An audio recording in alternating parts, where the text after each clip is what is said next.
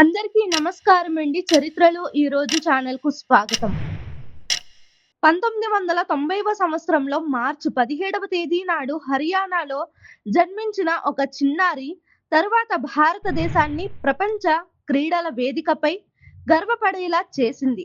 ఆ చిన్నారి పేరు సైనా నెహ్వాల్. చిన్నప్పటి నుంచే సైనాకు క్రీడలంటే చాలా ఇష్టం. ఆమె తల్లిదండ్రులు కూడా బ్యాడ్మింటన్ ఆటను ప్రోత్సహించారు.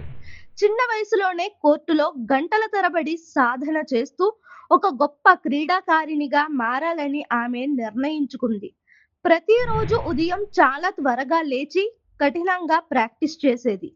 ఆమె కృషి పట్టుదల వల్ల కొద్ది సంవత్సరాల్లోనే జాతీయ స్థాయి పోటీల్లో విజయం సాధించింది.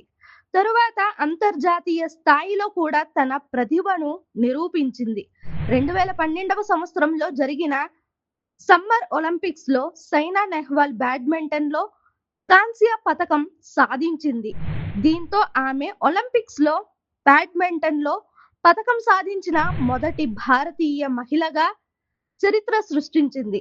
ఆమె విజయాలు భారత యువతకు గొప్ప ప్రేరణగా మారాయి. కష్టపడి సాధన చేస్తే ప్రపంచ స్థాయిలో కూడా విజయాన్ని సాధించవచ్చని ఆమె నిరూపించింది. పట్టుదల, కష్టపడే మనసు ఉంటే ఎలాంటి లక్ష్యమైనా సాధించవచ్చు అని నిరూపించింది. మా కంటెంట్ కనుక మీకు నచ్చినట్లయితే లైక్ చేయండి, షేర్ చేయండి, సబ్స్క్రైబ్ చేసుకోండి ఫ్రెండ్స్.